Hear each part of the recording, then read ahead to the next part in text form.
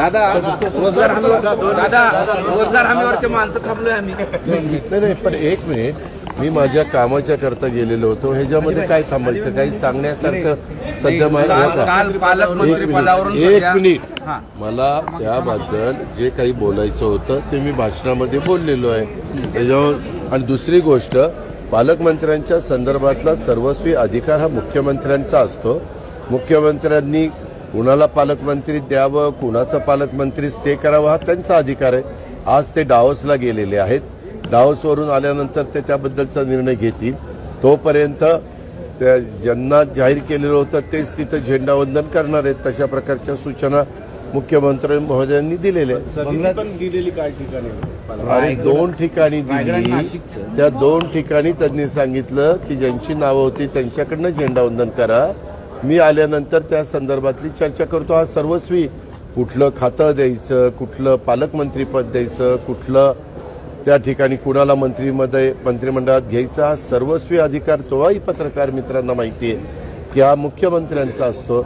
एकनाथराव मुख्यमंत्री होते त्यावेळेस ते करायचे. आता देवेंद्रजी मुख्यमंत्री आता ते करतात. कोण नवा उदय होणार आहे महाराष्ट्रात असं वडेट्टीवार आणि राऊत म्हणतायत. कसं उदय सामंत हे आता पक्ष फुटू शकतो थेट त्याचा अर्थ. याला काही अर्थ नाही.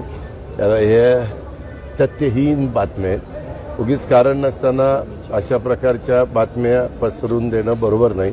आता मधी पण मी त्या दिवशी बारामतीमध्ये होतो. एक हे लावून टाकन तर त्यामध्ये काहीतरी सैफच्या घरावर हल्ला झाला होता. एवढ्या बातम्या, मुंबईची कायदा सुव्यवस्था ढासळली, अमकं नाही तमकं नाही फला नाही. नंतर पकडल्यानंतर कळलं की तो बांगलादेशमधनं आपल्या कलकत्त्याला आला होता, कलकत्त्यावरून मुंबईला आला होता. मुंबईला हाऊसकीपिंगचं काम काही दिवस केलं. त्याच्या काल का परवा पोलिसांनी प्रेस घेऊन ते सगळं सांगितलं. आणि तो सराईत गुन्हेगार पण नव्हता. तो अचानक त्या बिल्डिंगमध्ये शिरला. वास्तविक बिल्डिंगनी तिथला बंदोबस्त, तिथं सीसीटीव्ही कॅमेरे, तिथलं ज्या त्या इमारतीमध्ये अंतर्गत बंदोबस्त, वॉचमॅन ठेवणं वगैरे, तर ह्या त्या सोसायट्यांचा अधिकार आहे.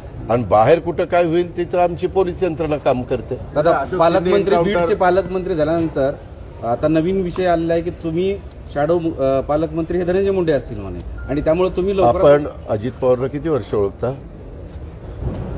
खूप वर्ष. अजित पवार तसा वागून कुठं म्हणजे कसा वागतो लोकांचं काय म्हणणं आहे आता तिथं मी गेल्यावर कळेल ना लोकांना. दादा अक्षय शिंदे एन्काउंटर मध्ये कोर्टाने 5 पोलिसांना दोषी. मी आता तिथं कार्यक्रमात होतो तेव्हा टीव्हीला ती बातमी बघत होतो. मी त्याच्या संदर्भात आता मुंबईला चाललो. मुंबईला गेल्यानंतर